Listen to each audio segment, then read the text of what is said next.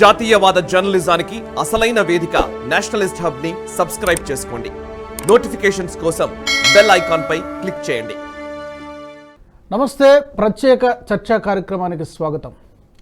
శ్రీరాముడు మాకు శత్రువు, అసలు భారత్ అనేది ఒక దేశమే కాదు అని సంచలన వ్యాఖ్యలు చేశారు డిఎంకే ఎంపీ ఏ రాజా. సరిగ్గా కొద్ది రోజుల కిందట సీఎం కొడుకు ఉదయనిధి స్టాలిన్ కూడా సనాతన ధర్మంపై ఇలాంటి వ్యాఖ్యలే చేశారు. మళ్ళీ ఇప్పుడు మరోసారి ఎన్నికలు సమీపిస్తున్నటువంటి తరుణంలో అలాంటి వివాదాస్పద వ్యాఖ్యలు చేశారు. అసలు ఈ వ్యాఖ్యలు చేయడం వెనుక వాళ్ళ ఉద్దేశం ఏంటి? హిందువులను రెచ్చగొట్టడానికి ఇలాంటి వ్యాఖ్యలు చేశారా, లేదా వచ్చే ఎన్నికల్లో ఓటు బ్యాంక్ రాజకీయాల కోసం ఓట్లు దండుకోవడానికి, ఒక వర్గాన్ని సంతృప్తిపరచడానికి ఇలాంటి వ్యాఖ్యలు చేశారా? మరి ఈ వ్యాఖ్యల్ని కాంగ్రెస్ పార్టీ సమర్థిస్తుందా, వ్యతిరేకిస్తుందా, కూటమిలో కొనసాగుతుందా, బయటకు వస్తుందా? ఇలాంటి చాలా ప్రశ్నలు ఉదయిస్తున్నాయి. ఇప్పటికే దీని మీద బీజేపీ నేతలు మండిపడుతున్నారు. అలాగే బీజేపీ పార్టీ మాత్రమే కాదు, చాలామంది హిందువులు మండిపడుతున్నారు. ఇంత ఆగ్రహం, ఇంత అహంకారంతో ఇలాంటి మాటలు మాట్లాడడాన్ని ఖచ్చితంగా కోర్టులు సుమోటాగా తీసుకోవాల్సిందంటూ వాదనలు కూడా వినబడుతున్నాయి. దీనికి సంబంధించి విశ్లేషించేటువంటి ప్రయత్నం చేద్దాం. నాతో పాటు అందుబాటులో ఉన్నారు రాజకీయ విశ్లేషకులు మురళీ మనోహర్ గారు. మురళి గారు నమస్తే అండి. నమస్తే. నమస్తే రాజు గారు. ఈ వ్యాఖ్యలు డిఎంకే పార్టీ యొక్క మూర్ఖత్వమా, లేకపోతే ఓవర్ కాన్ఫిడెన్సా, లేకపోతే ఈ రెండు కాకుండా ఇంకేమైనా ఉందా? అసహనం, శృతి మించిపోయినటువంటి అసహనం, ఒత్తిడికి గురవుతున్నటువంటి డిఎంకే, మొదటిసారి రాష్ట్రంలో మాకు ఎదురు లేదు అనుకున్నటువంటి డిఎంకే కింద కాళ్ళ క్రింద నేల కదిలిపోతా ఉంది. దాంతో వస్తున్నటువంటి ఒత్తిడి, ఈ ఒత్తిడితోనే హిందుత్వం పైన ఒక బరితెగింపు అనేటువంటి పద్ధతిలో చేసేటువంటి దాడి, ఇది శృతి మించి చేస్తున్నటువంటి దాడి, హిందువుల సహనాన్ని పరీక్షిస్తున్నటువంటి దాడి. కనుక ఇది వరుసగా ఉదయనిధి స్టాలిన్ చేసినప్పటి ఎరాడికేట్ చేయాల్సిందే సనాతనాన్ని అని ఒక క్రిమి కీటకాలను చూసినట్టుగా చూస్తూ మాట్లాడిన మాటలు, ఆ మాటలు ఇంకా కోర్టులో ఉన్నాయి రాజుగారు, కోర్టులో ఉన్నాయి. నిన్ననే అనుకుంటాను, బహుశా సుప్రీం కోర్టు కూడా ఓ కామెంట్ చేసింది. అరే, you take undue liberty with freedom of speech అని సుప్రీంకోర్టు చెప్పినటువంటి మాట ఇది. You take undue liberty with freedom of speech. శృతి మించి మీరు దీన్ని ఫ్రీడమ్ ఆఫ్ స్పీచ్ను వాడుకుంటున్నారు. మీరు ఏం మాట్లాడుతున్నారు? మీరు మాట్లాడే దాంట్లో ఏమైనా అర్థం ఉందా? అసలు అర్థం లేకుండా మాట్లాడుతున్నారు. అండ్ ఇలాంటి కామెంట్స్ చేసినటువంటి మీరు అంటే you came to supreme court అని అన్నది. ఇలాంటి వాళ్ళు మీరు మళ్ళీ కోర్టుకు వచ్చారా? ఏ ముఖం పెట్టుకొని వచ్చారు? ఇది సుప్రీం కోర్టు చేసినటువంటి కామెంట్. అది నిన్న అక్కడ సుప్రీం కోర్టులో అది జరిగింది. ఈరోజు రాజా అనేవాడు ఎవడు ఇతను అంటే, ఒకప్పుడు కేంద్రంలో మంత్రి, 2G స్కామ్ 3G స్కామ్ గురించి మనం 1,70,000 కోట్ల కుంభకోణంలో నిందితుడు. ఇప్పటికీ ఢిల్లీ కోర్టులో ఆ కేసు పెండింగ్ లో ఉంది, తీర్పు ఇంకా రాలేదు. ఎప్పుడైనా శిక్ష పడవచ్చు. అంతటి నేరస్తుడు, అంతటి స్కామ్స్టర్ ఇతను. కుంభకోణాలు, గొటాలా అంటాం, అలాంటి పెద్ద పెద్ద గొటాలా లీడ్ చేసినటువంటి వ్యక్తి ఈరోజు అడ్డంగా ఇష్టం వచ్చినట్టుగా మాట్లాడాడు. ఎంత దుర్మార్గం రాజుగారు అంటే, ఇఫ్ యూ సే రిపీటెడ్లీ జై శ్రీరామ్ భారత్ మాతాకి జై, we never accept it. We never accept it. Tamil people will never accept it. You go and tell we are enemies of Rama. ఒక విధంగా చెప్పండి, మేమున్నాం ఇక్కడ, మేము రాముడి శత్రువులం అని మాట్లాడతాడా? ఒక టెర్రరిస్ట్ మాట్లాడినట్టు మాట్లాడు. ఒక విధంగా చెప్పాలంటే టెర్రరిస్ట్ బుల్లెట్ ఉపయోగిస్తాడు వీడు, మాటలు ఉపయోగిస్తాడు, మాటల తూటాలు ఇవి. ఒక ధర్మాన్ని, ఒక మతాన్ని టార్గెట్ చేసి వాళ్ళ మనోభావాలను లెక్కించకుండా రక్తం ఏరులై పారే విధంగా తూటాలు పేల్చాడు, మాటల తూటాలను పేల్చాడు. ఈరోజు మొత్తం ఒక జాతిని అవమానించే విధంగా ఎంత డెరోగేటరీ కామెంట్స్ అండి ఇవ్వండి against faith of others. You make such derogatory comments. against faith of majority people in India? How dare you are? కనుక ఇది క్షమించరానటువంటి నేరం ఇది. వదిలేస్తే అడ్డం వచ్చినట్టుగా మాట్లాడేటట్టు ఉన్నారు. Come on, you speak same thing about against other faiths, against Islam. Are you dare? ఉందా మీకు అంత ధైర్యం ఉందా మాట్లాడడానికి? Then why? హిందుత్వ పైన మాత్రమే ఇలాంటి నోటికి వచ్చినటువంటి మాటలు ఎందుకు మాట్లాడగలుగుతున్నారు? ఇది ఈరోజు చర్చనీయ అంశం. కనుక అందరూ భారతీయులందరూ ఆలోచించాల్సిన సమయం వచ్చేసింది. ఎప్పుడో మాట్లాడుతున్నాడు, చాలా నిజాయితీ పరుడు వీడు, చాలా గొప్ప మేధావి మాట్లాడుతున్నాడు, ఏందో వీడు చెప్పే మాటలు ఏమన్నా అర్థం ఉందా అని చూడడానికి అవకాశమే లేదు. వీడు ఒక గొటాలా వీరుడు, కోట్ల కుంభకోణాలు దేశం సొత్తును దోపిడీ చేసినటువంటి వాడు.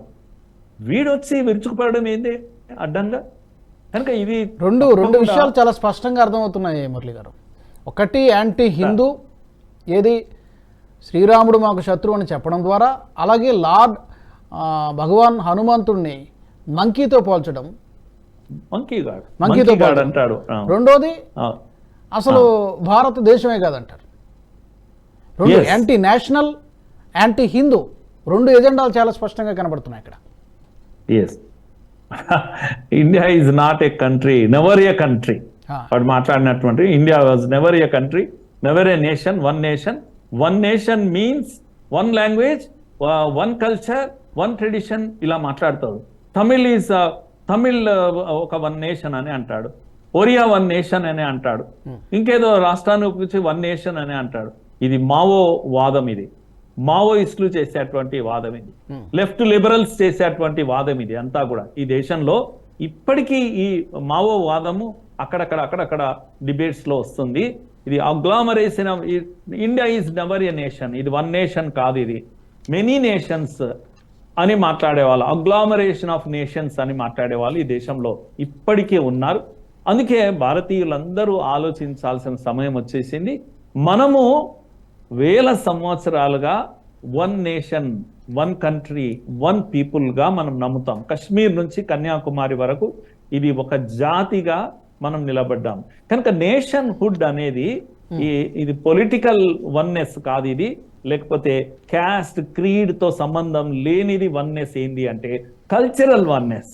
కల్చరల్ వన్నెస్ ను వీళ్ళు చూడలేరు, ఏ రోజు కూడా దాన్ని యాక్సెప్ట్ చేయలేదు. What is cultural nationalism? Cultural oneness అంటే ఇగో 100 భాషలు మాట్లాడతారు భారతదేశంలో. ప్రపంచంలో ఎక్కడా లేదండి ఇలాంటి ఒక జాతి, ప్రపంచంలో ఎక్కడా లేదు. 100 భాషలు మాట్లాడవచ్చు, కానీ వీళ్ళ యొక్క సంస్కృతి మాత్రం ఒకటే. ఒరిస్సాలో వెళ్ళినా మీరు మరాఠీ వాళ్ళతో మాట్లాడినా, లేకపోతే గుజరాతీ వాళ్ళతో మాట్లాడినా, తమిళ వాళ్ళతో మాట్లాడినా, అందరికీ రాముడు ఒక్కడే ఆదర్శం. అందరికీ గంగా పవిత్రమైంది. నార్త్ ఇండియన్స్ కి అందరికీ రామేశ్వరం పవిత్రమైంది అయితే, సౌత్ ఇండియన్స్ కి అందరికి కూడా అయోధ్య లేకపోతే కాశీ పవిత్రమైన స్థలాలుగా ఉంటాయి.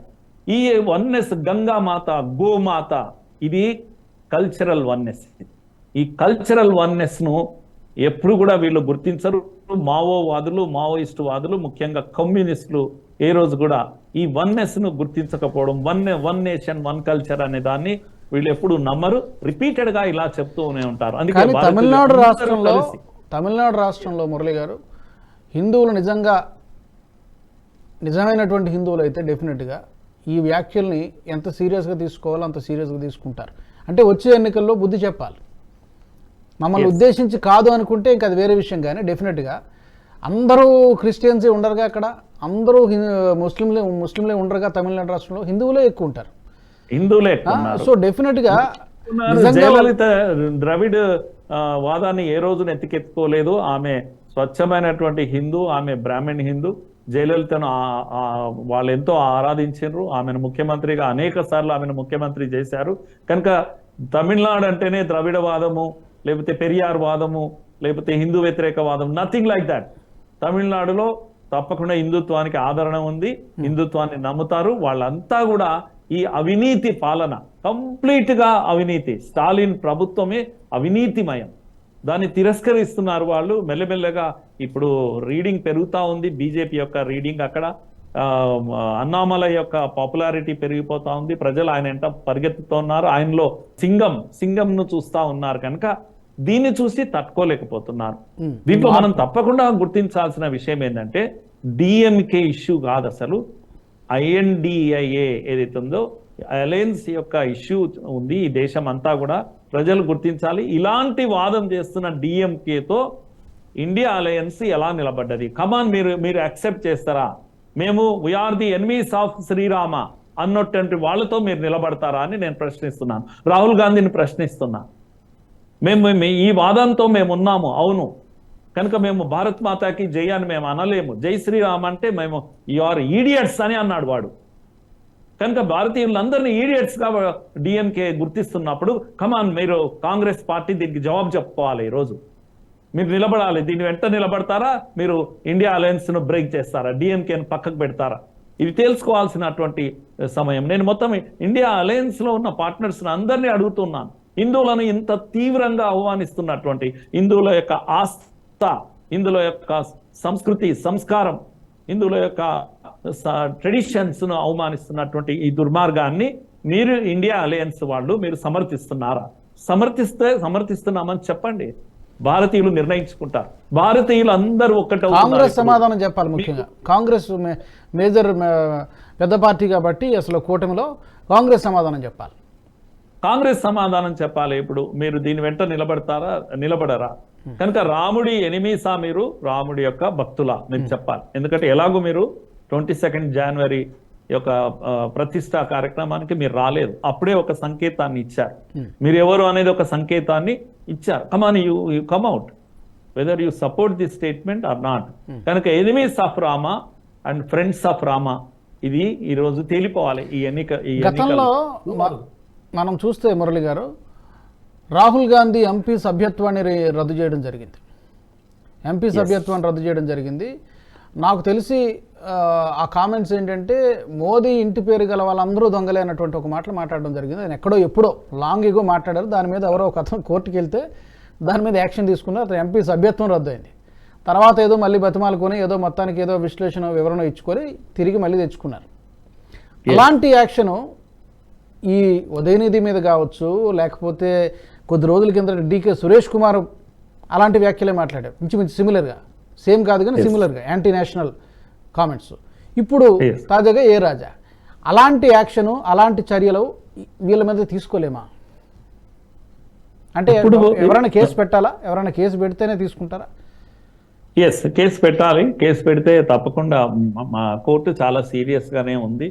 ఈ ఉదయనిధిని ఇప్పుడు ప్రశ్నిస్తున్న తీరు కోర్టే ప్రశ్నిస్తున్న తీరు చూస్తే కోర్టు యొక్క మూడ్ ఏందో మనకు అర్థమవుతుంది. కనుక కోర్టు క్షమించేటువంటి పరిస్థితిలో లేదు. మీ నోటికి వచ్చినట్టు మాట్లాడతాం. ఇది రాజ్యాంగ విరుద్ధం. నేను ఇంకో విషయం కూడా చెప్తున్నాను. బీజేపీ అధికారంలోకి వస్తే రాజ్యాంగం విధ్వంసం అయిపోతుంది అని కూడా ఈయన మాట్లాడాడు. నువ్వు మాట్లాడిందే రాజ్యాంగ విరుద్ధం.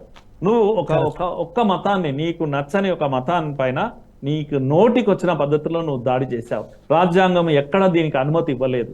కనుక ఫ్రీడమ్ ఆఫ్ స్పీచ్ అనే పేరు మీద నువ్వు ఇలా మాట్లాడడానికి వీల్లేదని సుప్రీంకోర్టు కూడా చెప్తా ఉంది. కనుక ఇప్పుడు కొత్త చట్టాలు ఏవైతే 3 తీసుకొచ్చారో, ఇప్పుడు మార్పు ఏదైతే చేశారో IPC కానీ లేకపోతే CRPF, వీటిలో అదేది రాజద్రోహం లాంటిది మారిపోయింది. బాగా కఠినమైన శిక్షలు. ఇప్పుడు దేశద్రోహమే కఠినమైన, రాజద్రోహం పోయి ఉండొచ్చు కానీ దేశద్రోహం కింద ఇది వస్తుంది.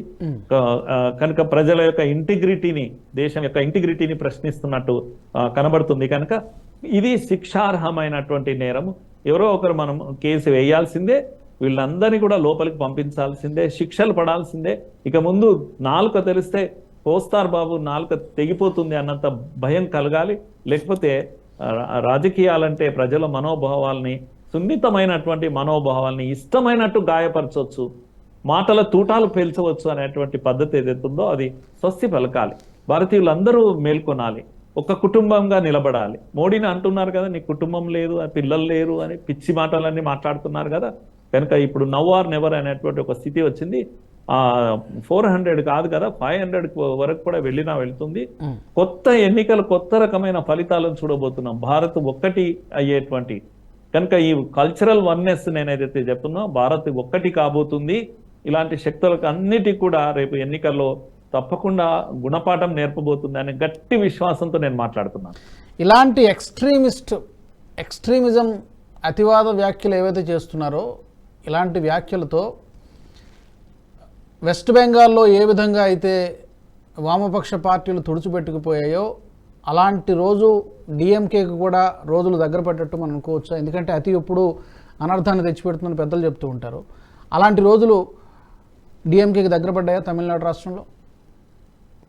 ఇది టెర్రరిస్ట్ తుపాకీతో దాడి చేస్తారండి, వీడు మాటలతో దాడి చేస్తున్నారు. ఇది కల్చరల్ ఆన్స్లాట్ గా నేను వర్ణిస్తాను, కల్చరల్ టెర్రరిజంగా నేను అనుకుంటున్నాను. తప్పకుండా 20-30 ఏళ్ల పాలనలో ఏదైతే జరిగిందో బెంగాల్లో అదే ఇప్పుడు తుడిచిపెట్టుకుపోతాయి. ఇవన్నీ కూడా యాంటీ హిందూ నిలబడేటువంటి స్టాండ్ తీసుకునే పార్టీలకు అన్నిటి కూడా కాలం చెల్లిపోతుంది. ఇక్కడే కాదండి, మీరు ఊహించని ఫలితాలు తమిళనాడులో, ఊహించని ఫలితాలు కేరళలో, ఎలా అయితే త్రిపురలో ఎవరు ఊహించలేదు, బెంగాల్లో ఎవరు ఊహించలేదు. మార్పు దిశగా ఈ దేశం వెళుతా ఉంది. కనుక ఈ యొక్క పిడివాదులు ఎవరైతే ఉన్నారో వీళ్ళంతా కూడా దీంట్లో కొట్టుకుపోతారు. దేశమే ఒక కుటుంబంగా నిలబడబోతుంది. దేశమే వసుదైక కుటుంబకం అనేది విన్నాం ఇన్ని రోజులు, ఈరోజు కళ్ళతో చూస్తాం రేపు ఎన్నికల్లో మనం. రైట్. అయితే ఈ ఐయుఎంఎల్ మనకు తెలుసు, ఇండియన్ యూనియన్ ముస్లిం లీగ్, అక్కడ 2019లో లోక్సభ ఎన్నికల్లో కలిసి వెళ్ళాయి డిఎంకేతో. అలాగే 2021లో కూడా అసెంబ్లీ ఎన్నికల్లో కూడా కలిసే వెళ్ళారు. ఈసారి కూడా కలిసే వెళ్తారా? వెళ్ళే అవకాశం ఉందా? ఒకవేళ కలిసి వెళ్తే ఎలా ఉండొచ్చు? కలిసే వెళ్తారు నాకు అనిపిస్తున్నటువంటిది. ఇప్పుడు వీళ్ళందరూ కలుస్తారు, ఎనిమిస్ అందరూ ఒకటవుతారు తప్పకుండా. కాకపోతే అక్కడ ముస్లిం పాపులేషన్ తక్కువ తమిళనాడులో, వాళ్ళు ఇన్ఫ్లుయెన్స్ చేయలేరు. అక్కడ హిందూ పాపులేషన్ ఎక్కువ కనుక నేను వాటి వల్ల వచ్చే మార్పు పెద్దగా రాకపోతే, అవినీతే మేజర్ ఎజెండా కాబోతుంది తమిళనాడులో. స్టాలిన్ యొక్క అవినీతి శృతి మించిపోయింది, మినిస్టర్స్ కు శిక్షలు పడ్డాయి, వాళ్ళ పదవులు ఊడిపోయినాయి. కనుక ఇవన్నీ జరిగాయి. అయితే ఏఐడిఎంకే అనేది పలుచబడ్డది కనుక మాకు తిరుగులేదని అనుకున్నారు. 30-40 సీట్ల వరకు మేము వెళ్ళిపోతామని అనుకున్నారు. అన్నామలై ఇలా ఎమర్జ్ అవుతాడు, ఆకాశం అంత ఎత్తు నిలబడ్డాడు. ఇప్పుడు అది భయం వేస్తా ఉంది. అన్నామలై బయటికి తీస్తున్న ఫైల్స్ ఏవైతున్నాయో డిఎంకే ఫైల్స్ అన్ని కూడా బయటపడతా ఉన్నాయి. అవి కళ్ళ కనపడుతున్నాయి ప్రజలకు. ఈ అవినీతి మామూలుగా ఉండేటువంటి అవినీతి కాదు, దోపిడీ జరుగుతా ఉంది. ప్రజలు వ్యతిరేకత వచ్చేసింది తప్పకుండా. అయితే ఒకప్పుడు it was beyond imagination, other than DMK AIADMK, DMK AIADM రెండే, అదర్ ఆప్షన్స్ ఉండేవి కాదు. బట్ మెల్లగా ప్రజల యొక్క మైండ్ మేకింగ్ అయిపోతుంది. ఈ రెండింటినీ వదిలేసి కొత్త మార్గంలో వెళ్ళాలి అనేటువంటి నేను అనుకుంటున్నాను. ఏఐడిఎంకే సంబంధించిన అదర్ గ్రూప్స్ ఏవైతున్నాయో అవన్నీ కూడా బీజేపీతో కలిసి వస్తాయి. ఏఐడిఎంకేలో 2 గ్రూపులు ఉన్నాయి, ఒక గ్రూప్ కూడా బీజేపీతో కలిసిపోతుంది. కనుక ఈ యొక్క గ్రూప్ అంతా కూడా కంప్లీట్ గా డిఎంకేను తుడిచిపెట్టే, మీరు చెప్పారు కదా ఇండియా టుడేనా, ఇండియా టీవీ వాళ్ళు 5 సీట్లని ఏదో చెప్పారు. నేను అనుకుంటున్నాను 10 దాటిపోయేటువంటి పరిస్థితి కనబడుతుందండి. వీళ్ళు ఇంకా బాగా ఏమంటారు సహకరిస్తున్నారు ఇలాంటి మాటలతోటి, మరింత ప్రజలను రెచ్చగొడుతున్నారు. ప్రజలు ఆలోచిస్తున్నారు. ఇప్పుడు ఈ రెండింటినీ వదిలిపోయి కొత్త మార్గం వైపు తమిళ ప్రజలు వస్తారు. తమిళనాడు ఎన్నడూ కూడా ఏమంటాం మనము నాస్తికవాదాన్ని పెద్దగా పెంచి పోషించలేదు. తమిళనాడు ఎపీ సెంటర్ ఆఫ్ సనాతన, అనేక మధుర, మీనాక్షి, కంచి, కామాక్షి, రామేశ్వరం, ఎన్ని అండి అసలు ఎన్ని వందల ప్రదేశంలోనే అత్యధిక టెంపుల్స్ ఉన్నటువంటి, అత్యధికంగా ఏమంటాం సనాతన వాదాన్ని నిలబెట్టేటువంటి మనుషులు ఉన్నటువంటి ప్రాంతం అది.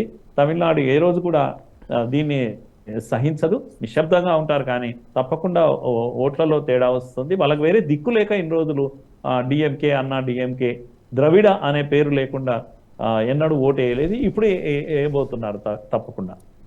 చివరిగా ఒక ప్రశ్న మురళి గారు, రామాలయ ప్రారంభోత్సవం తర్వాత రాజకీయాలు కూడా చాలా వరకు ఆ సెంట్రిక్గానే తిరుగుతున్నాయి, రాముడు చుట్టూ, రామాలయం చుట్టూ. ఇప్పుడు కూడా చూడండి, కొద్ది రోజుల కిందట not only DMK, Congress party కానీ, సమాజ్వాదీ పార్టీ కానీ, ఇండీ కూటమిలో భాగస్వాములుగా ఉన్న పార్టీలన్నీ కూడా ఎంతసేపు అది సహించలేకపోతుంది. అంటే కన్సాలిడేషన్ జరిగిపోతుందేమో, హిందువుల కన్సాలిడేషన్ జరిగిపోతుందేమో అన్నటువంటి ఒక భయం, అసహనం, ఆగ్రహం ఇవన్నీ కూడా కనబడుతున్నట్టుగా కనిపిస్తుంది. సో వచ్చే ఎన్నికల్లో ఇదే ప్రధాన ఎజెండా కాబోతుందా? చివరి ప్రశ్న. రాజుగారు, మీరు ఈ మధ్యలో వచ్చిన సర్వేలు అన్నీ కూడా చూడండి.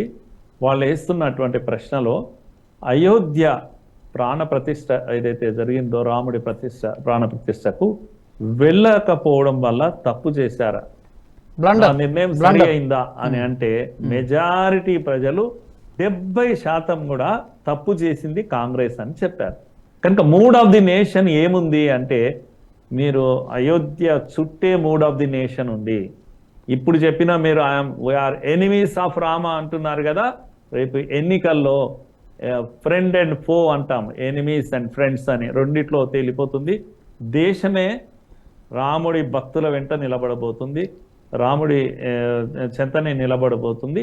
కనుక రామరాజ్యం దిశగా ఈ దేశం వెళుతా ఉంది. కనుక అయోధ్య అనేది కేవలం ఒక టెంపుల్ యొక్క కన్స్ట్రక్షన్ కాదు, ఇది ఇది ఒక దేవాలయ నిర్మాణం కాదు, ఇది రాష్ట్ర నిర్మాణం. అలాగా మనం చూపించాలి. న్యూ డైరెక్షన్ ఈ దేశం తీసుకోబోతుంది. కనుక ఈ దేశమే ఒక రామరాజ్యం దిశగా వెళ్ళేటువంటి ఒక అడుగు ఇది. కనుక దాని చుట్టే ఈ ఎన్నికలు జరుగుతాయండి తప్పకుండా. థ్యాంక్ యూ మురళీ మనోహర్ గారు చర్చలో పాల్గొన్నందుకు. చూద్దాం ఏం జరగబోతుందో. ఇక నోటిఫికేషన్ కూడా ఎంతో దూరంలో లేదు, బహుశా 14, 15 వచ్చేస్తుంది. Let's wait and see. Thank you so much Murali Manohar గారు. Thank you. నమస్తే. ఇండి కూటమిలో భాగస్వాములుగా ఉన్నటువంటి పార్టీలు, అది కాంగ్రెస్ పార్టీ కావచ్చు, డిఎంకే పార్టీ కావచ్చు, తప్పుల మీద తప్పులు చేస్తున్నాయి, రాజకీయ తప్పిదాలు చేస్తున్నాయి. ఈ యొక్క ఫలితం వచ్చే ఎన్నికల్లో ఖచ్చితంగా ఉంటుంది. ఫలితం ఉండేటువంటి అవకాశమే ఉంది. ముఖ్యంగా హిందువులకు వ్యతిరేకంగా, అలాగే దేశానికి వ్యతిరేకంగా, జాతీయవాదానికి వ్యతిరేకంగా చేస్తున్నటువంటి వ్యాఖ్యలు ఇది చాలా సీరియస్గా తీసుకోవాల్సినటువంటి విషయాలు. హిందువులు డెఫినెట్గా దీన్ని సీరియస్గా తీసుకుంటారు. వచ్చే ఎన్నికల్లో దీని ప్రభావం ఖచ్చితంగా ఉంటుందనేది సామాజిక రాజకీయ విశ్లేషకులు చెబుతున్నటువంటి మాట. ఇది వాటి ప్రత్యేక చర్చా కార్యక్రమం. Keep watching NH TV. ఈ వీడియో మీకు నచ్చినట్టయితే లైక్ చేయండి, 10 మందికి షేర్ చేయండి. అలాగే కామెంట్ల రూపంలో మీ అభిప్రాయాలను మాతో పంచుకోండి. Nationalist hub group of channels ను సబ్స్క్రైబ్ చేసుకుని తెలుగునాట జాతీయవాద జర్నలిజాన్ని ప్రోత్సహించండి. ఈ వీడియో కింద ఉన్న బెల్ ఐకాన్ పై క్లిక్ చేయడం మర్చిపోవద్దు.